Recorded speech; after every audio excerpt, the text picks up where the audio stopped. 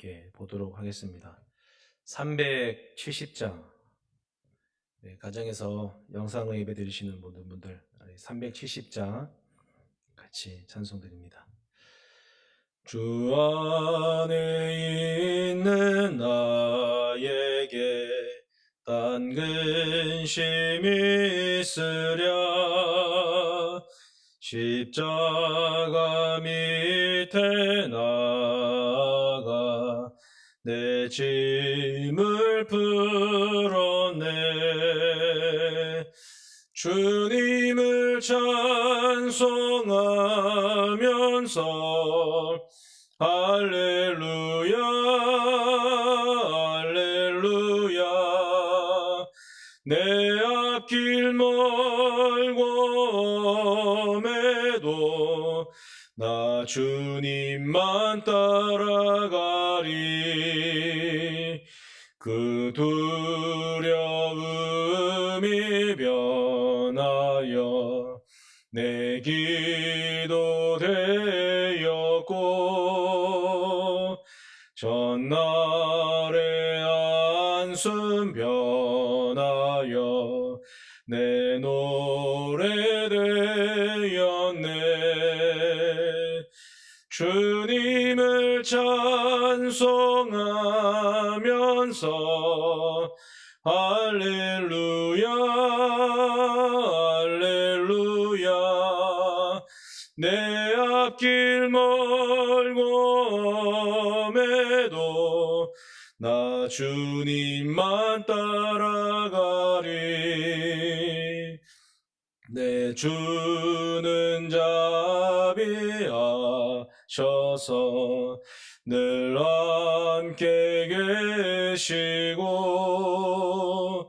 내 궁핍함을 아시고 늘 채워주시네.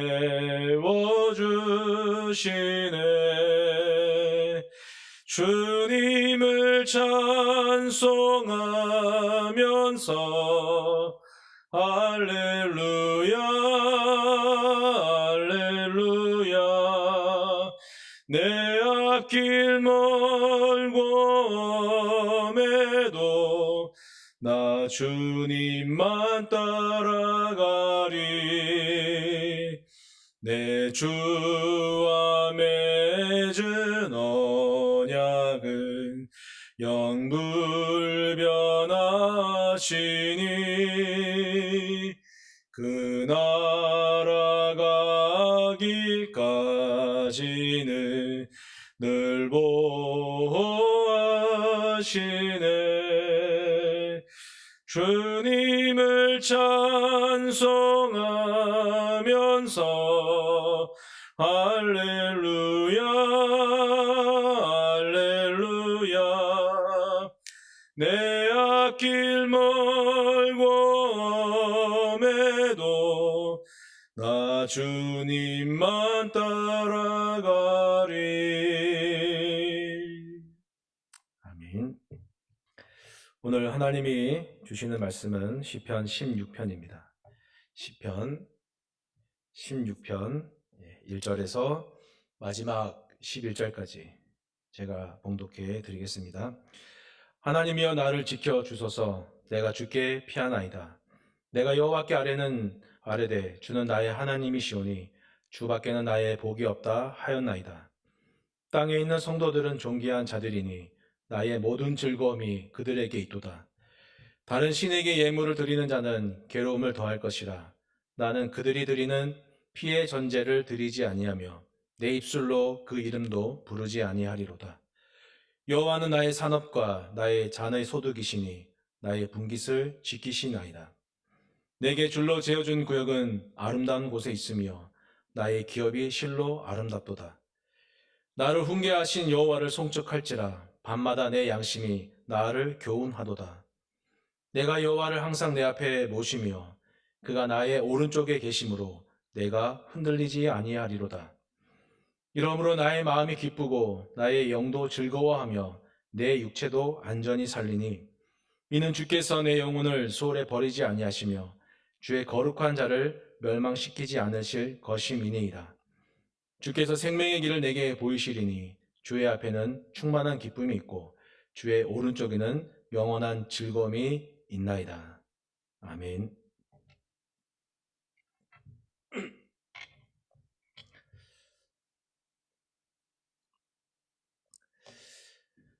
도자기를 만드는 사람은 실패한 도자기는 뒤도 돌아보지 않고 미련 없이 버린다고 합니다.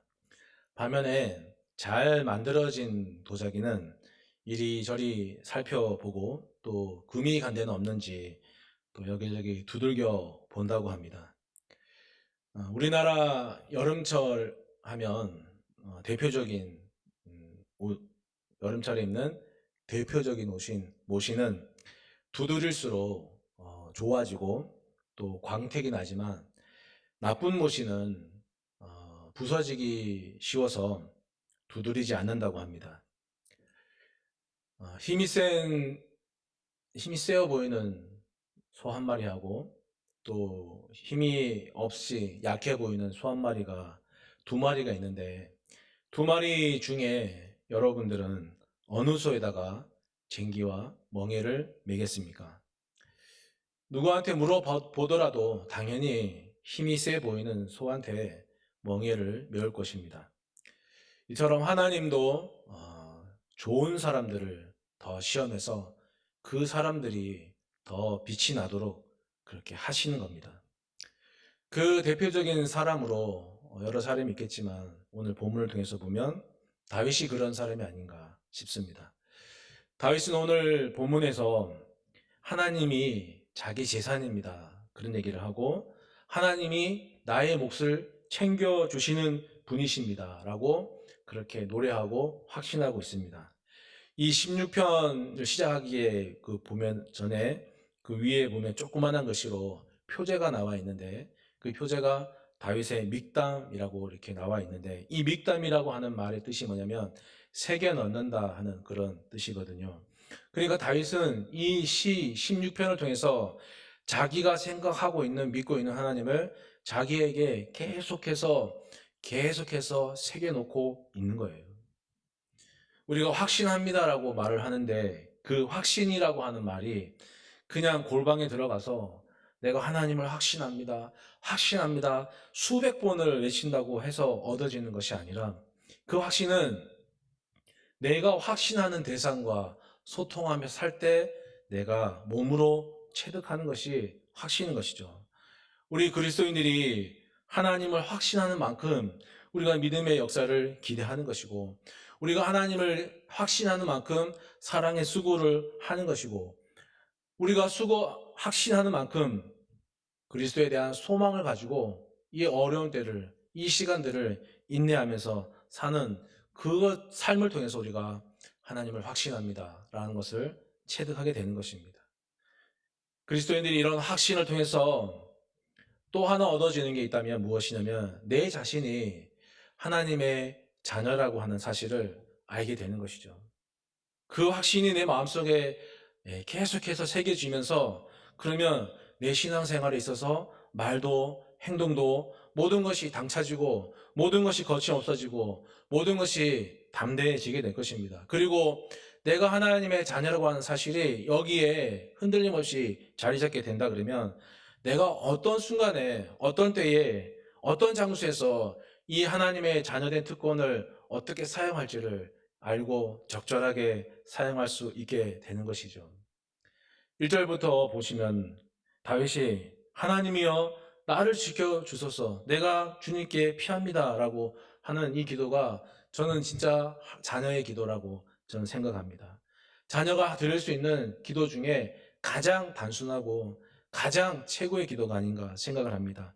이 말뜻을 원문으로 해석해서 보면 이런 거예요. 하나님, 나를 지켜주어야 합니다.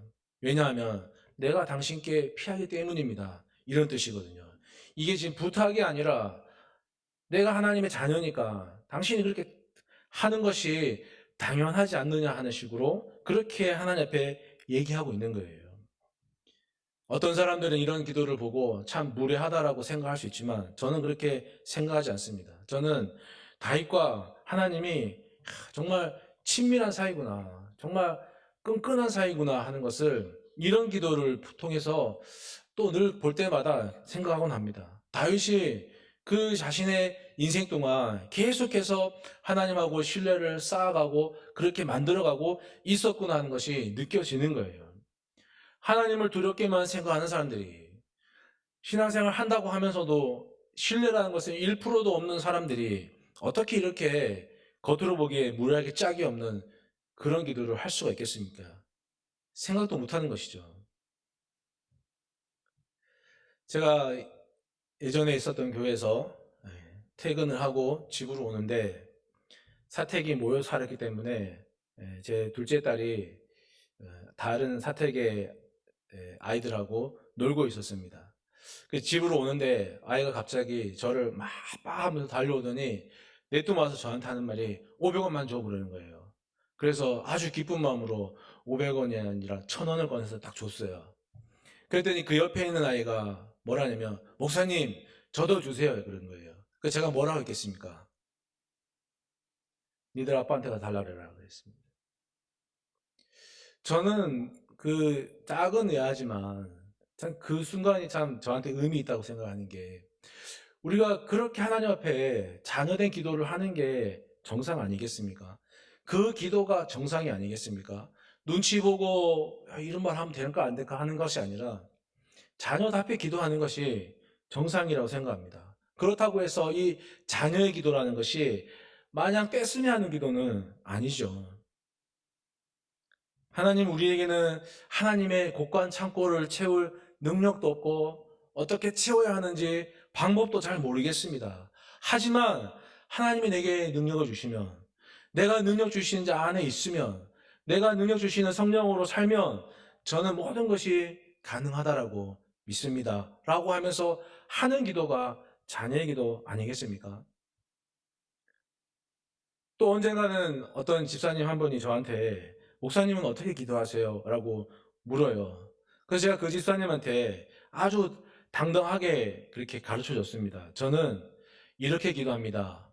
어떻게 기도하냐면, 하나님, 제가 안 되면 누구 손해입니까? 하나님께서 잘 생각해 보시고 알아서 응답 바랍니다. 저는 이렇게 기도합니다. 라고 했더니 웃더라고요. 저는 이때까지 그렇게 기도했습니다. 왜냐하면 그 기도 속에 제가 하나님을 확신하는 게 너무 있었거든요. 그렇게 기도하다 보니까 하나님이 나의 아버지라는 생각들이 더 확고해지면서 제가 너무 기쁜 거예요. 기도를 할 맛이 나는 거예요.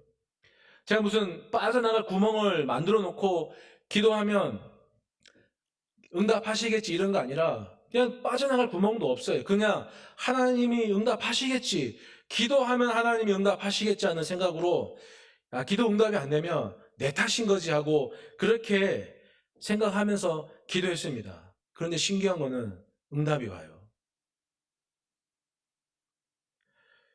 그렇게 기도하고 응답 받으면 여러분 게임 끝난 거 아닙니까? 어떻게 믿고 어떻게 살아야 하는지 게임 끝난 거 아닙니까? 이 영상 예배를 들으시는 우리 개항가족 모든 분들이 한번 생각해 보십시오. 여러분들에게도 그렇게 기도했었던, 그렇게 기도했던, 그렇게 감격하면서 기도했던 때가 분명히 있을 겁니다. 자녀의 기도를 다시 들으십시오. 눈치 보면서 기도하지 말고 제 딸아이처럼 그냥 무턱대고 와서 아빠 500원만 할 수 있는, 그렇게 당당하게 기도할 수 있는 신뢰를 다시 쌓아 가십시오. 그렇다면 성령께서 우리를 도와주실 겁니다. 우리가 이렇게 기도할 수 있는 근거는 어디에 있느냐? 약속이에요, 약속. 구체적으로 말씀드리면 약속을 더 신뢰하는 것이고요. 엄밀히 말하자면 약속을 통해서 우리가 하나님을 신뢰하는 거예요. 아브라함이 하나님을 믿음에 하나님이 이를 그의 의로 여기셨다라고 창세기 15장에서 말씀합니다. 그때 아브라함이 믿었던 것은 무엇이냐면은 하나님이 자기에게서 태어난 아들, 그러니까 적자죠. 우리가 알고 있는 적자를 통해서 아브라함이 바라보는 하늘의 무수한 별들처럼 이 적자 이삭을 통해서 내 약속의 자녀를 통해서 너의 후손들을 이 하늘의 무수한 별들 같이 그런 큰 민족이 되게 하겠다. 그 약속을 믿은 거예요. 그냥 막연히 하나님을 믿은 게 아니에요. 단순히 하나님을 믿은 게 아니란 말입니다. 자신도 구원할 능력이 없는 우리 인간이 당장 10분 앞에도 어떤 일이 벌어질지 모르는 우리 인간이 어떻게 안 보이는 하나님을 내가 믿는다 할 수 있겠습니까? 어떻게 안 보이는 하나님을 내가 어떤 분으로 알고 믿을 수가 있겠습니까? 2절에 나오는 다윗이 1절에는 여호와라고 하나님이라고 하는데 2절에는 주님이라고 고백합니다. 이 주님이라는 단어는 히브리어로 우리가 잘 아는 아도나이거든요. 전에도 말씀드린 것처럼 이 아도나이라고 하는 말은 약속을 성실히 이행하시는 하나님이다 하는 그런 뜻이에요. 그 위대했던 다윗도 그 왕도 자신과 왕국을 지켜주시기로 하신 하나님의 약속이 있었기 때문에 이 죽음이 넘나드는 문턱에서 나의 생사 여탈권이 전부 하나님께 있습니다. 주밖에 나의 복이 없습니다. 내가 주님께 피합니다. 그러니까 지켜줘야 합니다. 라고 기도할 수 있었던 겁니다. 하나님을 믿습니다 하는 이 말이 어떻게 보면 참 신앙적인 말 같지만 또 한편으로는 정말 공허한 말이에요. 하나님을 믿습니다. 언제 밥 한번 먹자 하는 말처럼 의미 없는 말이 될 수도 있습니다. 몇 월, 며칠, 몇 시에, 몇 분에, 어느 장소에서 먹자 정확하게 쌍방이 확인하고 약속을 해야 그게 진짜 약속이죠. 인간이 전능하신 하나님을 믿지 못하기 때문에 하나님이 이 인간과 약속을 맺으면서 자신에게 붙잡아 두는 겁니다. 그러니 우리도 분명한 약속을 가지고 하나님을 신뢰하며 살아야 하는 것이죠. 기복적인 신앙을 가지고 교회에 등록하신 여러분들이 시간이 지나면 교회에 떨어져 나가고 낙오가 됩니다. 그 이유가 뭐냐면 그분들이 기복적인 신앙을 가지고 자기 혼자 약속을 했기 때문에 그렇습니다. 인간은 쌍방의 약속으로 신앙이 분명해지는데 자기 혼자 하나님은 그렇게 말씀하시지 않았는데 자기 혼자 하나님에 대한 기대를 걸고 자기 혼자 약속을 하다 보니까 그게 이루어지지 않으니까 신앙이 힘이 없는 거예요. 우리도 마찬가지입니다. 그러면 어쩌겠습니까? 우리가 약속을 붙잡고 약속이 없으면 만들어야 되는 것이죠. 나와 하신 약속이 무엇인지, 우리 가정과 하신 약속이 무엇인지, 우리 대한교회와 하신 약속이 무엇인지 확인하면서 우리가 분명한 신앙생활을 할 수 있어야 하겠습니다. 예수님께서 너희가 성경에서 영생을 얻을까 생각하지만 그러한 생각으로 성경을 살피지만 아니다. 성경은 나에게 대해서 증언하는 것이다 라고 말씀하셨습니다. 그래서 그 말씀대로 사도들은 성경을 통해서 예수님 그리스도를 어떤 분인지 발견하게 되었고 그 발견함과 동시에 내게 능력 주시는 자에서 그럴 때 내가 모든 것을 할 수 있다는 것을 그리고 지금 내가 나 된 것은 나의 공로가 아니라 하나님의 은혜다 하는 것을 증언하였습니다. 그 사람들은요, 땅에 살았지만 땅에만 사는 사람처럼 살지 않았고 하늘의 은혜로 살았고 자신의 힘보다는 그리스도의 능력을 의지해서 살았던 사람입니다. 그 사람들이 바로 3절에서 말하고 있는 존귀한 자들이에요. 킹제임스 버전으로 이 본문을 제가 보니까 거기에 뭐라고 나와 있냐면 excellent라고 하는 단어가 나옵니다. 탁월한 사람. 그 사람들이 무슨 가진 것이 많아서 재능이 많아서 탁월한 것이 아니라 자기를 부인하는 일에 탁월했고 자기 십자가를 지고 그리스도를 따르는 일에 탁월하였던 사람입니다. 그러니 우리도 그렇게 살아야 탁월한 사람이 되지 않겠습니까? 부탁드리고 싶은 게 있는데 우리 대한가족 모든 분들이 값싼 은혜를 참 조심했으면 좋겠습니다. 값싼 은혜는 인간이 무엇을 할 수 있다는 것처럼 그렇게 말을 합니다. 내가 이미 다 계산해 놨으니까 언제든지 너는 가서 아무 복로 없이 공짜로 먹어도 된다고 얘기를 합니다. 하나님의 은혜가 모든 거 알아서 다 해줄 테니까 너는 아무것도 안 해도 된다. 그렇게 얘기를 합니다. 세상 사람들과 다르게 살지 말고 똑같이 살고 그리스도를 따르는 그런 일들은 신경 쓰지 말아라라고 얘기를 합니다. 그리스도를 따르지 말고 그냥 지금 은혜에 만족하며 살라고 하는 겁니다. 그러한 값싼 은혜는 우리가 스스로 획득한 은혜에 지나지 않는 것입니다. 그러나 정말 진정으로 하나님을 따르려고 하는 그리스도인들은 모든 것을 버리고 예수를 따를 용기가 없다 하더라도 우리를 제자로 부르는 그 소리를 외면하지는 않습니다. 적어도 외면하지 않습니다. 부족하면 부족한 대로 나의 최선의 희생을 하고 대가를 치르면서 따르기를 마다하지 않는 것입니다.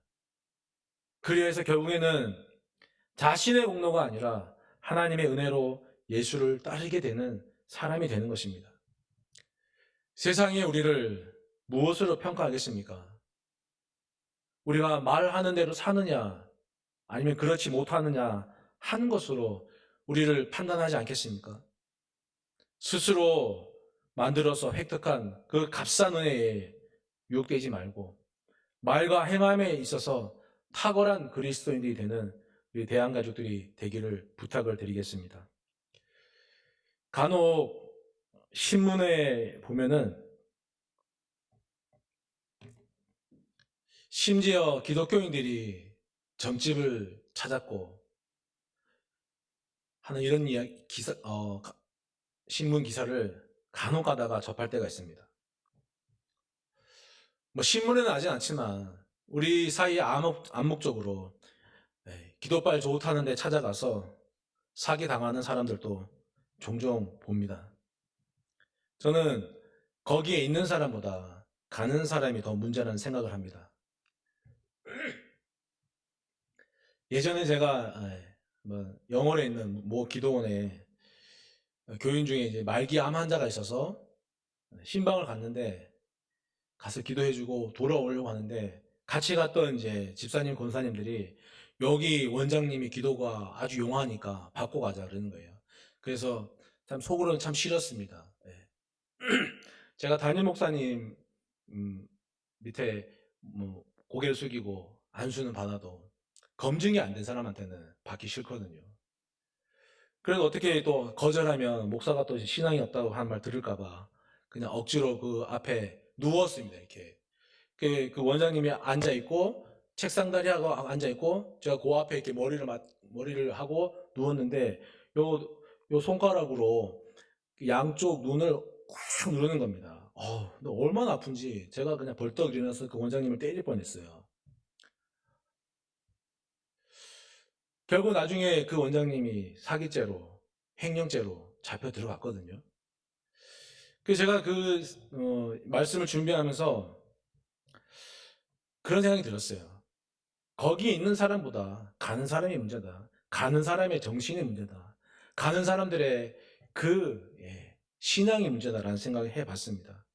점집에 가서 응답받았다고 말도 못할 텐데 왜 거기 가는지 모르겠습니다. 레위기 19장에 보니까 종류가 다른 것끼리 교미시키지 말고 종류가 다른 실을 섞어서 짠 옷을 입지 말라 그렇게 얘기를 합니다. 그래서 왜 이럴까라고 제가 한 곰곰이 생각해 봤거든요. 그 레위기 19장이 거룩을 강조하는 장입니다. 우리가 잘 알듯이 내가 거룩하니 너희도 거룩하라 라는 말씀이 있는 그 장인데 그 말에 따르면 거룩이라는 것은 내가 하나님을 다 본받을 수는 없지만 그래도 하나님의 조금이라도 본받으려고 하는 것인데 그러려면은 하나님 외의 것에 관심을 두면은 마음이 거기에 쓰이다 보면 온전히 할 수 없잖아요. 그래서 거룩해지려고 하는 사람은 하나님 외에 관심을 쏟지 않는 것, 즉 어떤 하나에 집중하는 정신부터 배우라는 취지로 다른 것끼리 교미시키지 말고 다른 실로 짠 옷을 입지 말라고 하는 그 정신을 배우라는 것이 아닌가라는 생각을 해보게 됩니다. 오늘 본문 4절에 나와 있는 것처럼 다른 신에게 예물을 드린다 하는 이 말은 쉽게 말해서 뜻을 풀이해 보면은 내 필요에 따라서 손바닥을 얼마든지 뒤집고 하나님에게서 얼마든지 내가 그렇게 돌아서겠다 하는 그런 뜻이거든요. 그런 사람들이 처음부터 그렇게 했겠습니까?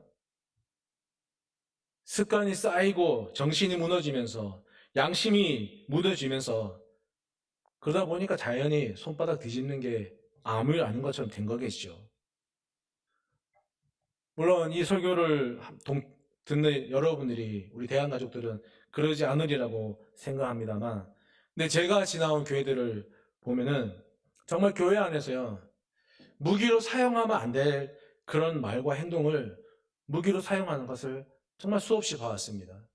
제가 전임 사역을 처음 나가면서 충격이 뭐냐면 왜 이렇게 교회 안에 용서와 사랑이 없을까? 제가 그것 때문에 참 너무 힘들었거든요.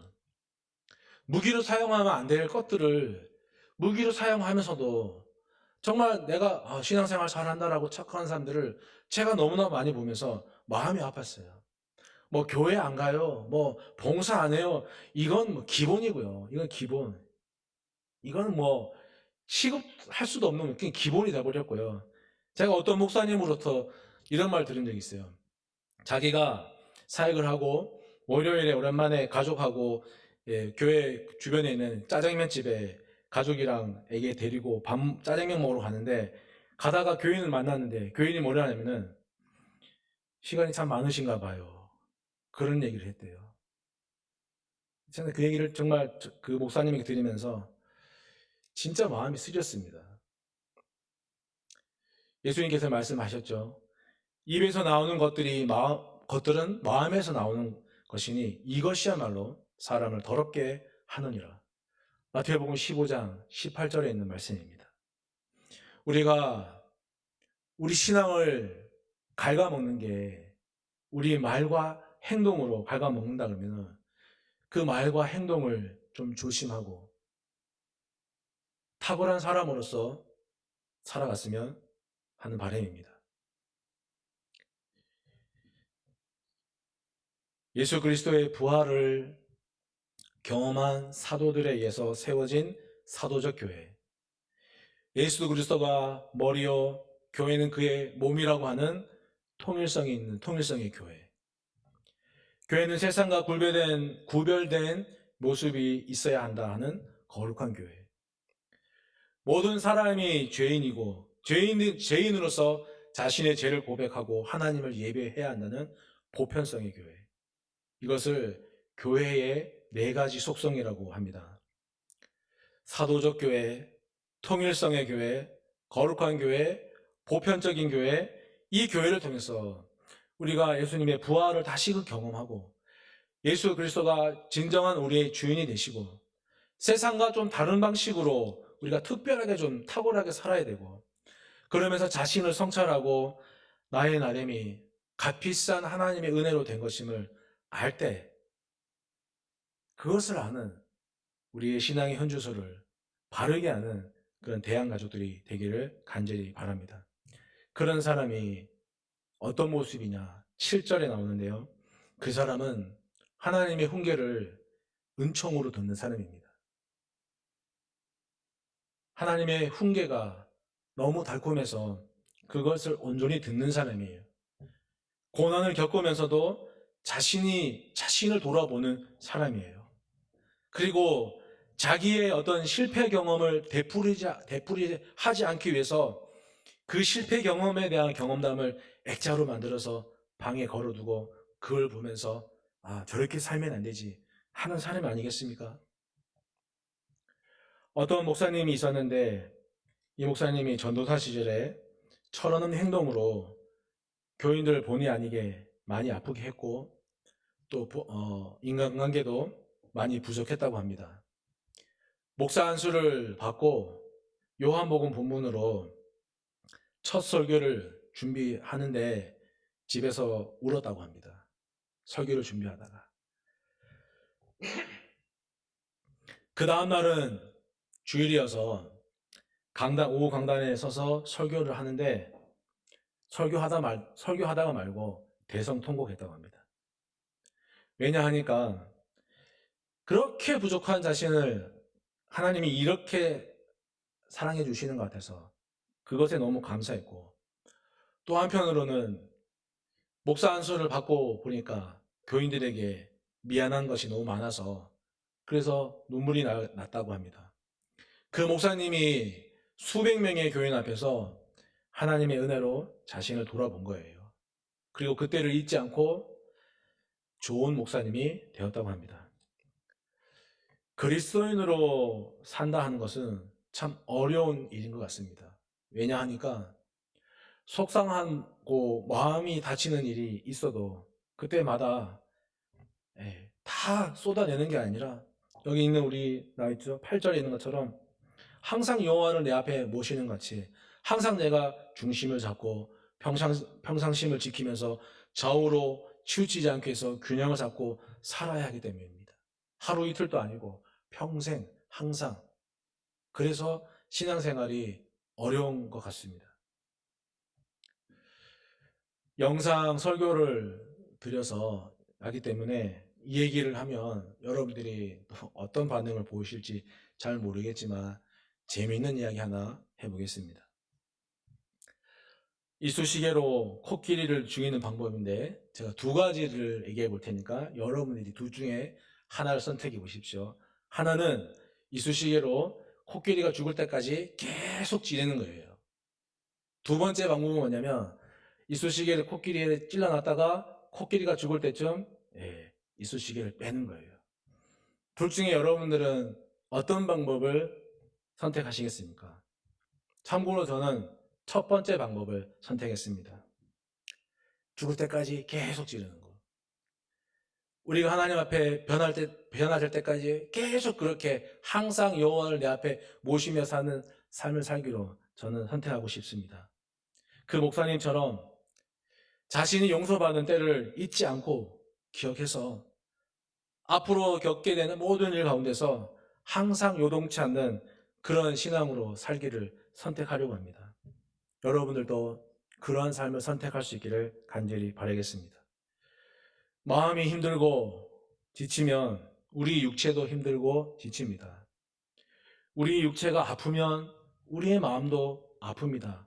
그러나 그럼에도 불구하고 우리가 감사로 살 수 있는 것은 성령이 지금도 우리를 항상 돕고 계시기 때문이죠. 그리고 11절에 나와 있는 말씀처럼 마지막 날, 나의 마지막 날 하나님 앞에 서게 되는 그날의 형언할 수 없는 그 영광스러움을 내가 지금 미리 생각하고 바라보기 때문에 그걸 통해서 나는 현재의 고난을 극복하고 하는 그 즐거움이 우리에게 있다는 겁니다. 여러분에게도 있는 줄 믿습니다. 그런 여러분 힘을 내시고 또 힘을 내시고 또 힘을 내십시오. 하나님이 우리 편입니다. 평생을 살면서 우리 가슴에 밑담 새겨 넣어야 할 것이 무엇인가 제 자신에게 하는 말로서 오늘 설교를 준비했습니다. 하나님의 자녀로 사는 것, 약속을 가지고 사는 것, 값싼 은혜를 조심하는 것, 나를 부인하며 하나님의 은혜로 사는 것, 이것을 우리 모두가 평생 동안 우리에게 밑담하면서 새겨 넣으면서 하나님께서 이 마지막 시대에 찾으시는 참된 예배자들이 다 될 수 있는 우리 대한가족들이 되시기를 간절히 바랍니다. 잠깐 기도하겠습니다. 하나님, 참으로 감사드립니다. 우리의 힘으로는 하나님을 온전히 믿을 수 없지만 우리에게 주시고자 약속으로 찾아오시고 계약으로 찾아오셔서 우리를 하나님 앞에 하나님 손에 붙들어 주심을 감사드립니다.